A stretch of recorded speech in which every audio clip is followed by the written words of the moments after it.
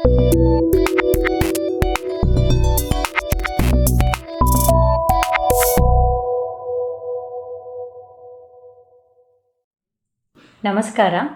Sukrutha hospital and IVF ಸೆಂಟರ್ಗೆ ನಿಮಗೆ ಸುಸ್ವಾಗತ. ನಾನು ಡಾಕ್ಟರ್ ಕೋಕಿಲಾ, ಇಲ್ಲಿನ ಫರ್ಟಿಲಿಟಿ ಸ್ಪೆಷಲಿಸ್ಟ್. ನಾನು ಈ ವಿಡಿಯೋದಲ್ಲಿ ನ್ಯಾಚುರಲಾಗಿ ಪ್ರೆಗ್ನೆನ್ಸಿ ಆಗದೇ ಇರೋರಿಗೆ ವಿಧವಾದ ಚಿಕಿತ್ಸೆಗಳ ಬಗ್ಗೆ ವಿವರಿಸ್ತೀನಿ. Semen analysis. ಇಲ್ಲಿ ನಮ್ಮ ಆಸ್ಪತ್ರೆಯಲ್ಲಿ ನಾವು ಸೆಮೆನ್ ಅನಾಲಿಸಿಸ್ ಮಾಡಬೇಕಾದ್ರೆ ಪ್ರತಿಯೊಂದು ಸ್ಯಾಂಪಲನ್ನು ನಾವು ಫರ್ಟಿಲಿಟಿ ಸ್ಪೆಷಲಿಸ್ಟ್ ಆದ ನಾವು ಕೂಡ ಡೀಟೇಲ್ ಆಗಿ ಚೆಕ್ ಮಾಡ್ತೀವಿ. ಸ್ಯಾಂಪಲ್ ನೋಡಿದ ಕೂಡಲೇ ಈ ಸ್ಯಾಂಪಲಿಂದ ಫಲವತ್ತತೆ ಯಾವ ರೀತಿ ಇದೆ, ಇದಕ್ಕೆ ಮುಂದೆ ಯಾವ ರೀತಿ ಟೆಸ್ಟ್ಗಳು ಮಾಡಬೇಕು ಅನ್ನೋದನ್ನು ಆಗಲೇ ನೋಟ್ ಮಾಡ್ಕೊತೀವಿ. ಮತ್ತು ನಾವು ಸ್ಯಾಂಪಲ್ ಟೆಸ್ಟ್ ಮಾಡಬೇಕಾದ್ರೆ ಅದರಲ್ಲಿ ಸ್ಪರ್ಮ್ದು ಕೌಂಟ್ ಯಾವ ರೀತಿ ಇದೆ, ಸ್ಪರ್ಮ್ದು ಮೊಟಿಲಿಟಿ ಯಾವ ರೀತಿ ಇದೆ ಅನ್ನೋದನ್ನು ಮತ್ತು ಮಾರ್ಫಾಲಜಿ ಯಾವ ರೀತಿ ಇದೆ ಅಂತ ನೋಟ್ ಮಾಡ್ತೀವಿ. ಮಾರ್ಫಾಲಜಿಯನ್ನು ನಾವು ಸ್ಟೇನ್ ಮಾಡಿ ಚೆಕ್ ಮಾಡ್ತೀವಿ. ನಾರ್ಮಲ್ ಸ್ಪರ್ಮ್ಸ್, ಇಲ್ಲಿ ಸ್ಟಾರ್ ಇದೆಯಲ್ಲ, ಈ ರೀತಿ ಇದ್ದರೆ ಇವು ನಾರ್ಮಲ್ ಸ್ಪರ್ಮ್ಸು. ಮತ್ತು ಈ ರೀತಿ ಶೇಪ್ ಎಲ್ಲ ಹೆಡ್, ಟೇಲ್, ನೆಕ್ಕು ಇದರಲ್ಲೆಲ್ಲ ಶೇಪ್ನಲ್ಲಿ ತೊಂದರೆಗಳಿದ್ದರೆ ಅವೆಲ್ಲ ಅಬ್ನಾರ್ಮಲ್ ಸ್ಪರ್ಮ್ಸ್ ಅಂತ ಹೇಳ್ತೀವಿ. ಸ್ಪರ್ಮ್ ಈ ರೀತಿ ನಾರ್ಮಲ್ ಇದ್ದರೆ ಆ ರೀತಿ ಇರುವಂಥ ಸ್ಪರ್ಮಿಂದ ಫಲವತ್ತತೆ ಹೆಚ್ಚಾಗಿರುತ್ತೆ. ಮತ್ತು ನಾವು WHO 2010 ಕ್ರೈಟೀರಿಯಾ ಫಾಲೋ ಮಾಡಿ ನಾವು ಸೆಮೆನ್ ರಿಪೋರ್ಟ್ನ ಕೊಡ್ತೀವಿ. ಮತ್ತು ಮಾರ್ಫಾಲಜಿ ನೋಡಬೇಕಾದ್ರೆ ಬಿಳಿ ರಕ್ತ ಕಣಗಳು ಈ ರೀತಿಯಾಗಿ ಕಾಣುತ್ತೆ. ಬಿಳಿ ರಕ್ತ ಕಣಗಳೇನಾದರೂ ನಮಗೆ ಸೆಮೆನ್ ಅನಾಲಿಸಿಸಲ್ಲಿ ಇತ್ತು ಅಂದರೆ ಆ ರೀತಿ ಬೇರೆ ಕೌಂಟು, ಮೊಟಿಲಿಟಿ, ಮಾರ್ಫಾಲಜಿ ಎಲ್ಲ ನಾರ್ಮಲ್ ಇದ್ದು ಇನ್ಫೆಕ್ಷನ್ ಇರ್ಬೋದಾ ಅನ್ನೋದಕ್ಕೆ ಸೆಮೆನ್ ಕಲ್ಚರ್ ಅಂತ ಟೆಸ್ಟ್ ಮಾಡ್ತೀವಿ. ಆ ಸೆಮೆನ್ ಕಲ್ಚರಲ್ಲಿ ಇನ್ಫೆಕ್ಷನ್ ಇದ್ದರೆ ಆ್ಯಂಟಿಬಯೋಟಿಕ್ ಕೊಡೋದ್ರಿಂದ ವೀರ್ಯಾಣುವಿನ ಫಲವತ್ತತೆ ಹೆಚ್ಚಾಗುತ್ತೆ. ಮತ್ತು ಕೌಂಟು, ಮೊಟಿಲಿಟಿ ಚೆನ್ನಾಗಿದ್ದು ಕೆಲವು ಕಡೆ ಜನರಲ್ ಲ್ಯಾಬಲ್ಲಿ ಟೆಸ್ಟ್ ಮಾಡಿದಾಗ ಮಾರ್ಫಾಲಜಿಯನ್ನು ಅವ್ರು ಈ ರೀತಿ ಸ್ಟೇನ್ ಮಾಡಿರಲ್ಲ. ಆವಾಗ ನಾರ್ಮಲ್ ಸ್ಪರ್ಮ್ ಸುಮ್ಮನೆ ಜನರಲ್ ಆಗಿ 60%, 70% ಅಂತೆಲ್ಲ ಕೊಟ್ಟಿರ್ತಾರೆ. ಆ ರಿಪೋರ್ಟ್ ನೋಡಿ ನಾವು ನಾರ್ಮಲ್ ಅಂತ ಟ್ರೀಟ್ ಮಾಡ್ತಿರ್ತೀವಿ. ಇಲ್ಲಿ ನಾವು ಡೀಪ್ ಆಗಿ ಅನಲೈಸ್ ಮಾಡಿದಾಗ ಅಂಥವ್ರಿಗೆ ಬರೀ ಕೇವಲ ಒಂದು 2%, 3% ನಾರ್ಮಲ್ ಸ್ಪರ್ಮ್ಸ್ ಇರುತ್ತೆ. 4%ಗಿಂತ ಜಾಸ್ತಿ ನಾರ್ಮಲ್ ಸ್ಪರ್ಮ್ಸ್ ಇದ್ದರೆ ಅದ್ರ ಫಲವತ್ತತೆ ಚೆನ್ನಾಗಿದೆ ಅಂತ, 4%ಗಿಂತ ಕಡಿಮೆ ನಾರ್ಮಲ್ ಸ್ಪರ್ಮ್ಸ್ ಇದ್ದರೆ ಅಂಥ ಕೌಂಟು, ಮೊಟಿಲಿಟಿ ಚೆನ್ನಾಗಿದ್ರೂ ಕೂಡ ವೀರ್ಯಾಣುವಿನ ಫಲವತ್ತತೆ ಕಡಿಮೆ ಇರುತ್ತೆ. ಸೊ ಅಂಥವರಿಗೆ ನಾವು ಕೆಲವು ಆ್ಯಂಟಿ ಆಕ್ಸಿಡೆಂಟ್ ಟ್ಯಾಬ್ಲೆಟ್ಸ್ ಕೊಡೋದ್ರಿಂದ ಮತ್ತು ಲೈಫ್ ಸ್ಟೈಲ್ ಚೇಂಜಸ್ ಅಡ್ವೈಸ್ ಮಾಡೋದ್ರಿಂದ ವೀರ್ಯಾಣುವಿನ ಫಲವತ್ತತೆ ಹೆಚ್ಚಾಗುತ್ತೆ. ಬೇರೆ ಎಲ್ಲ ಚೆನ್ನಾಗಿದ್ದು ಪ್ರೆಗ್ನೆನ್ಸಿ ಆಗಿಲ್ಲ, ಸ್ಪರ್ಮ್ ಕೌಂಟ್ ಚೆನ್ನಾಗಿದೆ, ಮಾರ್ಫಾಲಜಿ, ಮೊಟಿಲಿಟಿ ಎಲ್ಲ ಚೆನ್ನಾಗಿದೆ, ಇನ್ಫೆಕ್ಷನ್ ಇಲ್ಲ ಅಂದರೂ ಪ್ರೆಗ್ನೆನ್ಸಿ ಆಗಿಲ್ಲ ಅಂದಾಗ ಸ್ಪರ್ಮ್ DFI ಅಂತ ಹೈಯರ್ ಟೆಸ್ಟ್ ಮಾಡ್ತೀವಿ. ಇದರಲ್ಲಿ ಕೆಲವು ಬಾರಿ ನಮಗೆ DNA ಡ್ಯಾಮೇಜ್ ಆಗಿರೋ ಸ್ಪರ್ಮ್ಸು ಜಾಸ್ತಿ ಇರೋದು ಕಂಡುಬರುತ್ತೆ. ಅದರಿಂದ ಅವ್ರಿಗೆ ಪ್ರೆಗ್ನೆನ್ಸಿ ಆಗ್ತಿರಲ್ಲ ಅಥವಾ ಆದರೂ ಕೂಡ ಅಬಾರ್ಷನ್ ಆಗ್ತಿರುತ್ತೆ. ಗಂಡ ಹೆಂಡತಿ ಇಬ್ಬರಿಗೂ ಕೂಡ ಅನೇಕ ರೀತಿಯಾದ ಬ್ಲಡ್ ಟೆಸ್ಟ್ಗಳನ್ನ ಮಾಡಿದ್ವಿ. ಅದರಲ್ಲಿ ಹಿಮೋಗ್ಲೋಬಿನ್ ಎಷ್ಟಿದೆ, ಬಿಳಿ ರಕ್ತ ಕಣಗಳು, ಪ್ಲೇಟ್ಲೆಟ್ಸ್ ಎಷ್ಟಿದೆ ಅನ್ನೋದನ್ನು ಚೆಕ್ ಮಾಡಿದ್ದೀವಿ. ತಾಯಿದು ಹೆಂಗಸಿಂದು ಹಿಮೋಗ್ಲೋಬಿನ್ ಕಡಿಮೆ ಇತ್ತು ಅಂತಂದರೆ ಪ್ರೆಗ್ನೆನ್ಸಿ ಆಗೋ ಮುಂಚೆನೇ ಹಿಮೋಗ್ಲೋಬಿನ್ ನಾರ್ಮಲ್ ಆಗೋದು ತುಂಬ ಮುಖ್ಯ. ಇಲ್ಲಾಂದರೆ ತಾಯಿ ಮಗು ಇಬ್ಬರಿಗೂ ಕೂಡ ಸಮಸ್ಯೆ ಆಗುತ್ತೆ. ಶುಗರು, ಗಂಡ ಹೆಂಡತಿ ಇಬ್ಬರಿಗೂ ಕೂಡ ಶುಗರ್ ಇದೆಯಾ ಇಲ್ವಾ ಅನ್ನೋದಕ್ಕೆ ಟೆಸ್ಟ್ ಮಾಡಿದ್ವಿ. ಈಗ ಶುಗರ್ ಹೆಂಡತಿಗೆ ಜಾಸ್ತಿ ಇದ್ದರೆ ತಾಯಿ ಮಗು ಇಬ್ಬರಿಗೂ ಕೂಡ ಪ್ರೆಗ್ನೆನ್ಸಿನಲ್ಲಿ ಅನೇಕ ವಿಧವಾದ ತೊಂದರೆಗಳಾಗುತ್ತೆ. ಗಂಡನಿಗೆ ಶುಗರ್ ಜಾಸ್ತಿ ಇದ್ದರೆ ಅದರಿಂದ ಸ್ಪರ್ಮ್ಸಲ್ಲಿ DNA ಡ್ಯಾಮೇಜ್ ಆಗಿ ಸ್ಪರ್ಮ್ಸ್ದು ಫಲವತ್ತತೆ ಕಡಿಮೆ ಆಗುತ್ತೆ, ಫರ್ಟಿಲೈಸಿಂಗ್ ಕೆಪಾಸಿಟಿ ಕಡಿಮೆ ಆಗುತ್ತೆ. ಹೆಪಟೈಟಿಸು, HIV ಆ ರೀತಿ ಬೇರೆ ಬೇರೆ ರೀತಿಯಾದ ತೊಂದರೆಗಳನ್ನ ಮಾಡಿದ್ವಿ. ಅದರಲ್ಲಿ HIV ಅದರಲ್ಲೆಲ್ಲ ತೊಂದರೆ ಇದ್ದರೆ ನಾವು ಫರ್ಟಿಲಿಟಿ ಚಿಕಿತ್ಸೆ ಕೊಡಬೇಕಾದ್ರೆ, ಪರೀಕ್ಷೆಗಳು ಮಾಡಬೇಕಾದ್ರೆ ಕೆಲವು ಮುಂಜಾಗ್ರತೆಗಳನ್ನು ತಗೊಬೇಕಾಗುತ್ತೆ. ಬ್ಲಡ್ ಗ್ರೂಪ್ ಟೆಸ್ಟ್ ಮಾಡಿದ್ವಿ. ನೆಗೆಟಿವ್ ಬ್ಲಡ್ ಗ್ರೂಪ್ ಇದ್ದರೆ ತಾಯಿದು ಅವ್ರಿಗೆ ಗರ್ಭಿಣಿಯಾಗಿ ಡೆಲಿವರಿ ಆದಾಗ ಕೆಲವು ಕೇರ್ ತಗೊಬೇಕಾಗುತ್ತೆ. ಲಿವರ್ದು, ಕಿಡ್ನಿದು ಗಂಡ ಹೆಂಡತಿ ಇಬ್ಬರಿಗೂ ಟೆಸ್ಟ್ ಮಾಡಿದ್ವಿ. ಅದರಲ್ಲಿ ಸಮಸ್ಯೆ ಇದ್ದರೆ, ಹೆಂಡತಿನಲ್ಲಿ ಎಸ್ಪೆಷಲಿ ತೊಂದರೆ ಇದ್ದರೆ ಕೆಲವು ಮೆಡಿಸಿನ್ಸ್ ಕೊಡಬೇಕಾದ್ರೆ ನಾವು ಕೇರ್ ತಗೊಬೇಕಾಗುತ್ತೆ. ಥೈರಾಯ್ಡು, ಪ್ರೋಲ್ಯಾಕ್ಟಿನ್, AMH ಅಂತ ಕೆಲವು ಹಾರ್ಮೋನ್ ಟೆಸ್ಟ್ಗಳನ್ನು ಮಾಡಿದ್ವಿ. ಈಗ ಥೈರಾಯ್ಡ್ ಹಾರ್ಮೋನ್ನ TSH ಅನ್ನೋದನ್ನು ನಾವು ಟೆಸ್ಟ್ ಮಾಡ್ತೀವಿ. ಈ TSH ಅನ್ನೋ ಹಾರ್ಮೋನು ಪ್ರೆಗ್ನೆನ್ಸಿಗೆ ಟ್ರೈ ಮಾಡೋರಿಗೆ, ಪ್ರೆಗ್ನೆಂಟ್ ಇರೋರಿಗೆ 2.5ಗಿಂತ ಕಡಿಮೆ ಇರಬೇಕು. ಈ ಥೈರಾಯ್ಡ್ ಹಾರ್ಮೋನು, ಇದು TSH ಅನ್ನೋ ಹಾರ್ಮೋನು ಇದಕ್ಕಿಂತ ಜಾಸ್ತಿ ಇದ್ದರೆ, ಸ್ವಲ್ಪ ಮಟ್ಟಿಗೆ ಜಾಸ್ತಿ ಇದ್ದರೂ ಕೂಡ ಅದು ಓವ್ಯುಲೇಷನ್ ಆಗೋದಕ್ಕೆ ತೊಂದರೆ ಮಾಡುತ್ತೆ, ಪ್ರೆಗ್ನೆನ್ಸಿ ಆಗೋ ಚಾನ್ಸ್ನ ಕಡಿಮೆ ಮಾಡುತ್ತೆ. ಆ ರೀತಿ ಸ್ವಲ್ಪ ವೇರಿಯೇಷನ್ ಇದ್ದಾಗ ಅದನ್ನು ಸಬ್ಕ್ಲಿನಿಕಲ್ ಹೈಪೋಥೈರಾಯ್ಡಿಸಮ್ ಅಂತ ಹೇಳ್ತೀವಿ. ಸ್ವಲ್ಪ ತೊಂದರೆ ಇದ್ದರೂ ಕೂಡ ಅಂಥವರು ಪ್ರೆಗ್ನೆಂಟ್ ಆದರೆ ಮಗುವಿನ IQ ಕಡಿಮೆ ಆಗುತ್ತೆ, ಅಂದರೆ ಇಂಟೆಲಿಜೆಂಟ್ ಕೋಶೆಂಟ್ ಮಗುವಿನ ಬುದ್ಧಿ ಕಡಿಮೆ ಇರುತ್ತೆ, ಮತ್ತು ಬೇಗ ಡೆಲಿವರಿ ಆಗ್ಬೋದು, ಪ್ರೆಗ್ನೆನ್ಸಿನಲ್ಲಿ BP ಬರ್ಬೋದು. ಅದರಿಂದ ಪ್ರೆಗ್ನೆಂಟ್ ಆಗೋ ಮುಂಚೆನೇ ಫರ್ಟಿಲಿಟಿ ಟ್ರೀಟ್ಮೆಂಟ್ ಟೈಮ್ನಲ್ಲೇ ಈ TSH ಅನ್ನೋ ಹಾರ್ಮೋನ್ನ 2.5 ಒಳಗಡೆ ತಂದು ಪ್ರೆಗ್ನೆನ್ಸಿ ಆಗಬೇಕು ಅಂತ ನಾವು ಸಜೆಸ್ಟ್ ಮಾಡ್ತೀವಿ. ಮತ್ತು ಪ್ರೊಲ್ಯಾಕ್ಟಿನ್ ಅನ್ನೋ ಹಾರ್ಮೋನ್ನ ಚೆಕ್ ಮಾಡ್ತೀವಿ. ಇದು ಮೆದುಳಿಂದ ಉತ್ಪತ್ತಿ ಆಗುವಂಥ ಒಂದು ಹಾರ್ಮೋನು. ಈ ಹಾರ್ಮೋನು ದಿನದಲ್ಲಿ ಬೇರೆ ಬೇರೆ ಸಮಯದಲ್ಲಿ ಚೆಕ್ ಮಾಡಿದ್ರೆ ವ್ಯಾಲ್ಯೂಸ್ ಬೇರೆ ಬೇರೆ ಇರುತ್ತೆ. ಅದಕ್ಕೋಸ್ಕರ ನಾವು ಪೂಲ್ಡ್ ಸೀರಮ್ ಪ್ರೊಲ್ಯಾಕ್ಟಿನ್ ಅಂತ 2 ಸಲ ಬ್ಲಡ್ ಸ್ಯಾಂಪಲ್ ತೊಗೊಂಡು ಅದನ್ನು ಪೂಲ್ ಮಾಡಿ ರಿಪೋರ್ಟ್ನ ಕೊಡ್ತೀವಿ. ಆ ರಿಪೋರ್ಟಲ್ಲಿ ಪ್ರೊಲ್ಯಾಕ್ಟಿನ್ ಅನ್ನೋ ಹಾರ್ಮೋನ್ ಜಾಸ್ತಿ ಇದ್ದರೆ ಅಂಥವ್ರಿಗೆ ಓವ್ಯುಲೇಷನ್ ಸರಿಯಾಗಿ ಆಗ್ತಿರಲ್ಲ. ಓವ್ಯುಲೇಷನ್ ಆದರೂ ಕೂಡ ಪ್ರೊಜೆಸ್ಟ್ರಾನ್ ಅನ್ನೋ ಹಾರ್ಮೋನ್ ಕಡಿಮೆ ಇರುತ್ತೆ. ಇದರಿಂದ ಪ್ರೆಗ್ನೆನ್ಸಿ ಆಗಲ್ಲ, ಅಥವಾ ಆದರೂ ಅಬಾರ್ಷನ್ ಆಗ್ಬೋದು. ಸೊ ಪ್ರೊಲ್ಯಾಕ್ಟಿನ್ ಅನ್ನೋ ಹಾರ್ಮೋನ್ ಜಾಸ್ತಿ ಇದ್ದರೆ ಅದನ್ನು ಕಡಿಮೆ ಮಾಡಿ ಆಮೇಲೆ ಪ್ರೆಗ್ನೆಂಟ್ ಆಗೋದಕ್ಕೆ ಸಜೆಸ್ಟ್ ಮಾಡ್ತೀವಿ. ಮತ್ತು AMH ಅನ್ನೋ ಹಾರ್ಮೋನ್ನ ಚೆಕ್ ಮಾಡ್ತೀವಿ. ಇದು AMH ಅನ್ನೋದು ಓವರಿ ಒಳಗಡೆ ಇರುವಂಥ ಫಾಲಿಕಲ್ಸಿಂದ ಉತ್ಪತ್ತಿ ಆಗುವಂಥ ಹಾರ್ಮೋನು. ಈ AMH ಅನ್ನೋ ಹಾರ್ಮೋನು ಕಡಿಮೆ ಇದ್ದರೆ ಅಂಥವ್ರಿಗೆ ಒಳಗಡೆ ಎಗ್ಸು ಕಡಿಮೆ ಇರ್ಬೋದು. ಏಕೆಂದರೆ ನಮಗೆ ಎಗ್ಸು ಸ್ಕ್ಯಾನಿಂಗಲ್ಲಿ ಕಾಣದೇ ಇರೋದ್ರಿಂದ ಇಂಡೈರೆಕ್ಟಾಗಿ ಆಂಟ್ರಲ್ ಫಾಲಿಕಲ್ಸ್ ಕಡಿಮೆ ಇದ್ದರೆ, AMH ಹಾರ್ಮೋನ್ ಕಡಿಮೆ ಇದ್ದರೆ ಎಗ್ಸು ಕಡಿಮೆ ಇರ್ಬೋದು. ಸೊ ಬೇಗ ಪ್ರೆಗ್ನೆನ್ಸಿಗೆ ಟ್ರೈ ಮಾಡಬೇಕು ಅನ್ನೋದನ್ನು ಸೂಚಿಸುತ್ತೆ. AMH ಅನ್ನೋ ಹಾರ್ಮೋನ್ ಜಾಸ್ತಿ ಇದ್ದರೆ PCOD ಅನ್ನೋ ಸಮಸ್ಯೆ ಇರಬಹುದು ಅನ್ನೋದನ್ನು ಸೂಚಿಸುತ್ತೆ. ಶುಗರ್ ಬಗ್ಗೆ ಆಗಲೇ ಡಿಸ್ಕಸ್ ಮಾಡಿದ್ದೀವಿ. ಸೊ ಈಗ ನಾವು ನಿಮ್ಮದು ಹಳೆ ರಿಪೋರ್ಟ್ಸು, ನಿಮ್ಮದು ಎಕ್ಸಾಮಿನೇಷನ್ ಫೈಂಡಿಂಗ್ಸು, ಹಿಸ್ಟ್ರಿ, ನಿಮ್ಮ ಬ್ಲಡ್ ಟೆಸ್ಟ್ಗಳು, ಸ್ಕ್ಯಾನಿಂಗ್ ಟೆಸ್ಟು, ಸೆಮೆನ್ ಟೆಸ್ಟು ಎಲ್ಲ ನೋಡಿ ಗಂಡ ಹೆಂಡತಿ ಇಬ್ಬರಲ್ಲೂ ಮಕ್ಕಳಾಗದೇ ಇರೋದಕ್ಕೆ ಸಂಬಂಧಪಟ್ಟಂಗೆ ಏನೇನು ಸಮಸ್ಯೆಗಳಿತ್ತು ಅನ್ನೋದನ್ನೆಲ್ಲ ನೋಟ್ ಡೌನ್ ಮಾಡ್ಕೊಂಡಿದ್ದೀವಿ. ನೋಟ್ ಡೌನ್ ಮಾಡಿಕೊಂಡು ಈ ರೀತಿ ಸಮಸ್ಯೆಗಳಿಗೆ ನಿಮ್ಗೆ ಜನರಲಾಗಿ ಏನೇನು ಸಜೆಷನ್ಸ್ ಕೊಡಬೇಕೋ ಅದನ್ನು ಕೊಡ್ತೀವಿ. ಆಮೇಲೆ ಮುಖ್ಯವಾಗಿ ಪ್ರೆಗ್ನೆನ್ಸಿಗೆ ಯಾವ್ಯಾವ ರೀತಿ ಟ್ರೈ ಮಾಡಿದ್ರೆ ಎಷ್ಟೆಷ್ಟು ಸಕ್ಸಸ್ ಆಗೋ ಚಾನ್ಸಸ್ ಇರುತ್ತೆ ಅಂತ ಬೇರೆ ಬೇರೆ ರೀತಿಯಾದ ಆಪ್ಷನ್ಸನ್ನು ಹೇಳ್ತೀವಿ.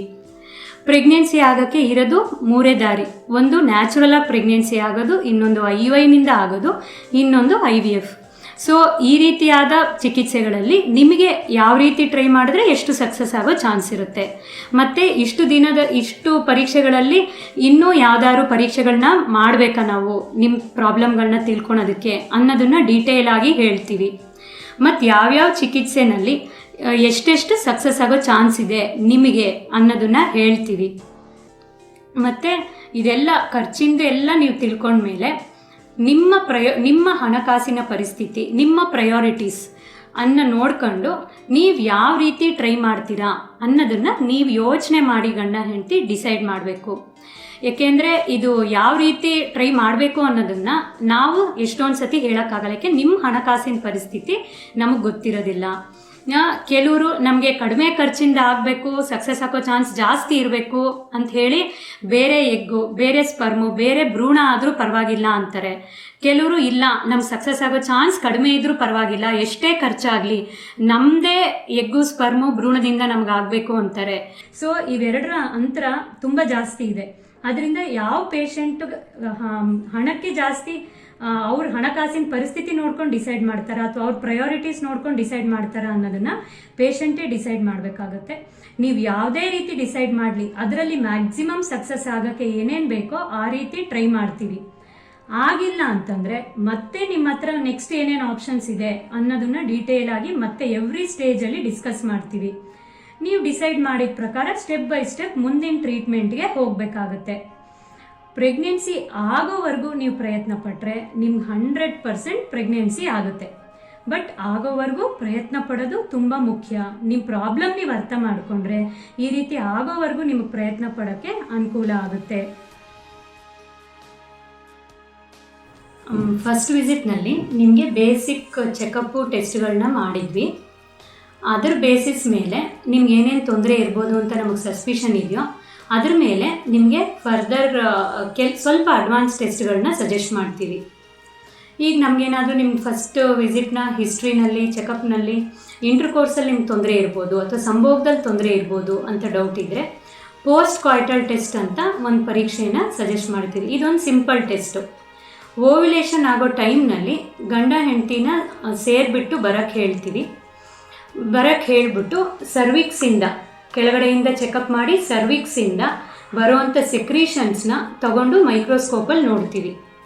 ಆವಾಗ ನಮ್ಗೆ ಮೈಕ್ರೋಸ್ಕೋಪಲ್ಲಿ ಸಾಕಷ್ಟು ಜೀವಂತ ಇರೋ ಮೂಮೆಂಟ್ ಇರೋವಂಥ ಸ್ಪರ್ಮ್ಸ್ ಇದ್ದರೆ ನಮಗೆ ಸೇರೋದು ಸರಿ ಇದೆ ಅನ್ನೋದು ಇಂಡೈರೆಕ್ಟಾಗಿ ಗೊತ್ತಾಗುತ್ತೆ. ಸಂಭೋಗದಲ್ಲಿ ತೊಂದರೆ ಇರೋವಂಥವ್ರಿಗೆ ಅಥವಾ ಸಂಭೋಗದಲ್ಲಿ ತೊಂದರೆ ಇರ್ಬೋದಾ ಅಂತ ಡೌಟ್ ಇರೋವಂಥವ್ರಿಗೆ ಈ ಪರೀಕ್ಷೆನ ಸಜೆಸ್ಟ್ ಮಾಡ್ತೀವಿ. ಮತ್ತು ಯಾರಿಗಾದರೂ ಕೆಲವ್ರಿಗೆ ಸೇರೋದಕ್ಕೆ ಸಮಸ್ಯೆ ಇರಲ್ಲ, ಬಟ್ ಸೆಮೆನ್ ಟೆಸ್ಟ್ಗೆ ಕೊಡೋಕ್ಕೆ ಪ್ರಾಬ್ಲಮ್ ಇರುತ್ತೆ, ಆತಂಕದಿಂದ ಕೊಡೋಕ್ಕೆ ಅವ್ರಿಗೆ ಆಗ್ತಿರಲ್ಲ. ಅಂಥವ್ರಿಗೂ ಕೂಡ ಈ ಪೋಸ್ಟ್ ಕಾಯ್ಟಲ್ ಟೆಸ್ಟ್ ಮಾಡೋದ್ರಿಂದ ಅವ್ರಿಗೆ ಸ್ಪರ್ಮ್ಸು ಇದೆಯಾ ಇಲ್ವೋ ಅನ್ನೋದು ನಮಗೆ ಗೊತ್ತಾಗುತ್ತೆ. ಇಂಡೈರೆಕ್ಟಾಗಿ ಸ್ಪರ್ಮ್ ಕ್ವಾಲಿಟಿ ಹೆಂಗಿರ್ಬೋದು ಅನ್ನೋದು ಕೂಡ ಗೊತ್ತಾಗುತ್ತೆ.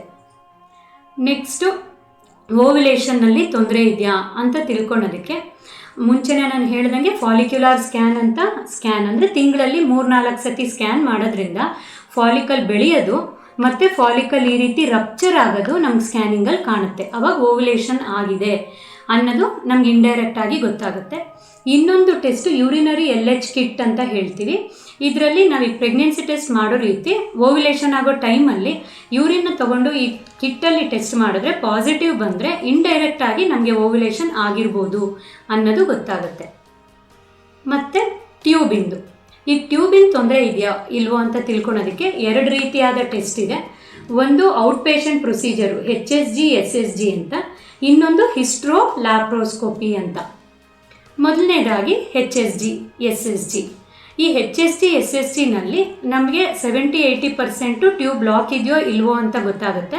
ಜೊತೆಗೆ ಯುಟ್ರಸ್ನಲ್ಲಿ ಏನಾದರೂ ತೊಂದರೆ ಇದ್ದರೆ ಕೆಲವು ತೊಂದರೆಗಳು ಗೊತ್ತಾಗುತ್ತೆ. ಈ HSG ಅನ್ನೋದು ಹಿಸ್ಟ್ರೋ ಸ್ಯಾಲ್ಪಿಂಗೋಗ್ರಾಮ್ ಅಂತ. ಇದರಲ್ಲಿ ನಾವು ಹೆಂಗಸಿಗೆ ನಿದ್ದೆ ಬರುವಂಥ ಮಂಪ್ರಿಗೆ ಅಂತ ಇಂಜೆಕ್ಷನ್ ಕೊಟ್ಟು ಕೆಳಗಡೆಯಿಂದ ಒಂದು ಚಿಕ್ಕದು ಪೈಪನ್ನು ಯುಟ್ರಸ್ ಒಳಗಡೆ ಹಾಕ್ತೀವಿ. ಅದರೊಳಗಡೆಯಿಂದ ನಾವು ಡೈ ಹಾಕ್ತೀವಿ. ಡೈ ಹಾಕ್ಬಿಟ್ಟು ಎಕ್ಸ್ರೇ ತೆಗಿತೀವಿ.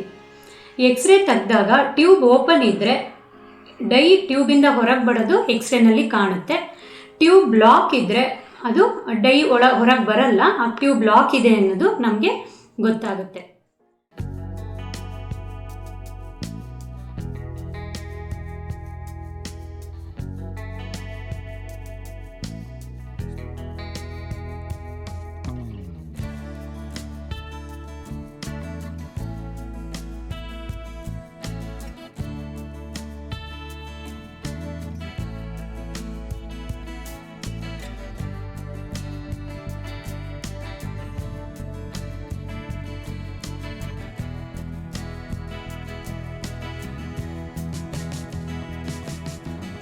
ಹಾಕಿರೋ ಅದೇ ಟ್ಯೂಬಿನ ಮೂಲಕ ನಾವು ಸಲೈನ್ನ ಇಂಜೆಕ್ಟ್ ಮಾಡಿ ಸ್ಕ್ಯಾನ್ ಮಾಡಿ ನೋಡಿದ್ರೆ ಸಲೈನ್ ಹೊರಗಡೆ ಬಂದಿದ್ದು ಕೂಡ ಸ್ಕ್ಯಾನಿಂಗಲ್ಲಿ ಕಾಣುತ್ತೆ. ಮತ್ತು ಯುಟ್ರಸ್ನ ನಾವು ಎಕ್ಸ್ಪ್ಯಾಂಡ್ ಮಾಡಿ ನೋಡೋದ್ರಿಂದ ಯುಟ್ರಸ್ ಒಳಗಡೆ ಗಡ್ಡೆ ಥರ ಏನಾರು ಇದ್ದರೆ SSGನಲ್ಲಿ ಗೊತ್ತಾಗುತ್ತೆ. ಸೊ ಇದು HSG SSG ಅನ್ನೋ ಒಂದು ಪರೀಕ್ಷೆ. ಟ್ಯೂಬ್ನಲ್ಲಿ ತೊಂದರೆ ಇದೆಯಾ ಯುಟ್ರಸ್ನಲ್ಲಿ ತೊಂದರೆ ಇದೆಯಾ ಅಂತ ತಿಳ್ಕೊಳಕ್ಕೆ ಮಾಡೋವಂಥ ಒಂದು ಪರೀಕ್ಷೆ. ನೆಕ್ಸ್ಟು ಟ್ಯೂಬ್ನಲ್ಲಿ HSG ಮಾಡಿದಾಗ ಟ್ಯೂಬ್ನಲ್ಲಿ ತೊಂದರೆ ಇದ್ದರೆ ಅಥವಾ ಮದುವೆಯಾಗಿ ಜಾಸ್ತಿ ವರ್ಷಗಳಾಗಿ ಇದ್ದರೆ ಅಥವಾ ಟ್ಯೂಬಿನ ಬ್ಲಾಕ್ ಇರ್ಬೋದು ಅಂತ ನಮ್ಗೆ ಹೆಚ್ಚಿನ ಅನುಮಾನ ಇದ್ದರೆ ಮತ್ತು ಯುಟ್ರಸ್ನಲ್ಲಿ ತೊಂದರೆ ಇರೋದು ನಮಗೆ ಸ್ಕ್ಯಾನಿಂಗಲ್ಲಿ ಕಂಡು ಬಂದಿದ್ದರೆ ಪೆಲ್ವಿಸಲ್ಲಿ ಎಂಡೋಮೆಟ್ರಿಯೋಸಿಸ್ಸು PID ಅನ್ನೋ ತೊಂದರೆ ಇರ್ಬೋದು ಅನ್ನೋದು ನಮ್ಗೆ ಅನುಮಾನ ಇದ್ದರೆ ಅಂಥವ್ರಿಗೆ ಹಿಸ್ಟ್ರೋ ಲ್ಯಾಪ್ರೋಸ್ಕೋಪಿ ಅನ್ನೋ ಆಪ್ರೇಷನ್ನ ಮಾಡೋದ್ರಿಂದ ಇನ್ನೂ ಹೆಚ್ಚಿನ ಅನುಕೂಲ ಆಗುತ್ತೆ. ಸೊ ನಾವು ಹೊಟ್ಟೆ ಒಳಗಡೆ ಈ ರೀತಿ ಕ್ಯಾಮ್ರಾ ಹಾಕಿ ಯುಟ್ರಸ್ಸು ಟ್ಯೂಬು ಓವರಿ ಎಲ್ಲ ಹೆಂಗಿದೆ ಅಂತ ತಿಳ್ಕೊಳೋದಕ್ಕೆ ಲ್ಯಾಪ್ರೋಸ್ಕೋಪಿ ಅಂತ ಹೇಳ್ತೀವಿ. ಅದೇ ಸಮಯದಲ್ಲಿ ಯುಟ್ರಸ್ ಒಳಗಡೆ ಕ್ಯಾಮ್ರಾ ಹಾಕಿ ಹೇಗಿದೆ ಅಂತ ತಿಳ್ಕೊಳೋದಕ್ಕೆ ಹಿಸ್ಟ್ರೋಸ್ಕೋಪಿ ಅಂತ ಹೇಳ್ತೀವಿ. ಇವೆರಡೂ ಕೂಡ ಒಂದು ಆಪ್ರೇಷನ್ನು, ಮೇಜರ್ ಆಪ್ರೇಷನ್ ಥಿಯೇಟ್ರಲ್ಲಿ ಜನರಲ್ ಅನೆಸ್ಥೀಷಿಯಾ ಕೊಟ್ಟು ಮಾಡೋ ಅಂಥ ಒಂದು ಪ್ರೊಸೀಜರು. ಸೊ ಲ್ಯಾಪ್ರೋಸ್ಕೋಪಿ ಮಾಡಿದಾಗ ಈ ರೀತಿ ನಾವು ಕೆಳಗಡೆಯಿಂದ ನೀಲಿ ಕಲರ್ದು ಡೈ ಹಾಕಿದರೆ ವಿಥಿಲಿನ್ ಬ್ಲೂ ಅಂತ ಟ್ಯೂಬಿಂದ ಈ ರೀತಿ ಡೈ ಹೊರಗೆ ಬರೋದು ನಮಗೆ ಲ್ಯಾಪ್ರೋಸ್ಕೋಪಿನಲ್ಲಿ ಕಾಣುತ್ತೆ. ಮತ್ತು ಓಪನ್ ಇರೋ ಟ್ಯೂಬಲ್ಲಿ ಏನಾದರೂ ಡ್ಯಾಮೇಜ್ ಆಗಿರೋ ಟ್ಯೂಬ್ ಇದ್ದರೆ ಈ ರೀತಿ ಕಾಣುತ್ತೆ. ಮತ್ತು ಅಂಟ್ಕೊಂಡಿದ್ರೆ ಅಡೇಷನ್ಸ್ ಈ ರೀತಿ ಕಾಣುತ್ತೆ, ಎಂಡೋಮೆಟ್ರಿಯೋಸಿಸ್ ಈ ರೀತಿ ಕಾಣುತ್ತೆ. ಹಿಸ್ಟ್ರೋಸ್ಕೋಪಿನಲ್ಲಿ ನಾರ್ಮಲ್ ಯೂಟ್ರಸ್ ಈ ರೀತಿಯಾಗಿ ಕಾಣುತ್ತೆ, ಸೆಪ್ಟಮ್ ಇದ್ದರೆ ಈ ರೀತಿ ಕಾಣುತ್ತೆ, ಇನ್ಫೆಕ್ಷನ್ ಇದ್ದರೆ ಈ ರೀತಿ ಗಡ್ಡೆಗಳು ಕೆಂಪಗಿದ್ರೆ ಇನ್ಫೆಕ್ಷನ್ ಇರೋದು ಹಿಸ್ಟ್ರೋಸ್ಕೋಪಿನಲ್ಲಿ ಈ ರೀತಿ ಕಾಣುತ್ತೆ. ಇದು ಹಿಸ್ಟ್ರೋಸ್ಕೋಪಿನಲ್ಲಿ ಅಡೇಷನ್ಸು, ಇದು ಪಾಲಿಪ್ಪು, ಇದು ಒಳಗಡೆ ಓವರಿ ಯೂಟ್ರಸ್ ಅಂಟ್ಕೊಂಡಿರೋದು ಎಂಡೋಮೆಟ್ರಿಯೋಸಿಸ್. ಸೊ ಇದು ಹಿಸ್ಟ್ರೋಲ್ಯಾಪ್ರೋಸ್ಕೋಪಿ. ಸೊ ಮತ್ತು ವೀರ್ಯದಲ್ಲಿ ಏನಾದರೂ ನಮಗೆ ತೊಂದರೆ ಇದ್ದರೆ ಸೆಮೆನ್ ಅನಾಲಿಸಿಸಲ್ಲಿ, ಸೊ ಗಂಡಸಿನ ಎಕ್ಸಾಮಿನೇಷನ್ ಮಾಡೋದ್ರಿಂದ ಹೈಯರ್ ಪ್ರಾಬ್ಲಮ್ ಯಾವುದರಿಂದ ವೀರ್ಯದಲ್ಲಿ ತೊಂದರೆ ಇರ್ಬೋದು ಅನ್ನೋದನ್ನು ನಾವು ಕಂಡುಹಿಡಿಯೋಕ್ಕೆ ಸಹಾಯ ಆಗುತ್ತೆ. ಸೆಮೆನ್ ಕಲ್ಚರ್ ಅನ್ನೋ ಟೆಸ್ಟು, ಕ್ಯಾರಿಯೋಟೈಪಿಂಗು, ಹಸ್ಬೆಂಡ್ಗೆ ಸ್ಕ್ಯಾನಿಂಗು, ಹಸ್ಬೆಂಡ್ಗೆ DFI ಅನ್ನೋ ಟೆಸ್ಟು, ಮತ್ತು ಅಜೂಸ್ಪರ್ಮಿಯಾ ಅಂದರೆ ಸೆಮೆನಲ್ಲಿ ಸ್ಪರ್ಮ್ಸ್ ಇಲ್ಲ ಅಂದರೆ ಬೀಜದಲ್ಲಿ ಸ್ಪರ್ಮ್ಸ್ ಇದೆಯಾ ಅಂತ ತಿಳ್ಕೊಳೋದಕ್ಕೆ ಬೇರೆ ಬೇರೆ ರೀತಿಯಾದ ಪರೀಕ್ಷೆಗಳಿದೆ. ಇದು DFI ಟೆಸ್ಟಲ್ಲಿ ನಾರ್ಮಲ್ ಸ್ಪರ್ಮ್ ಈ ರೀತಿ ಕಾಣುತ್ತೆ, ಅಬ್ನಾರ್ಮಲ್ ಸ್ಪರ್ಮ್ ಈ ರೀತಿ ಕಾಣುತ್ತೆ.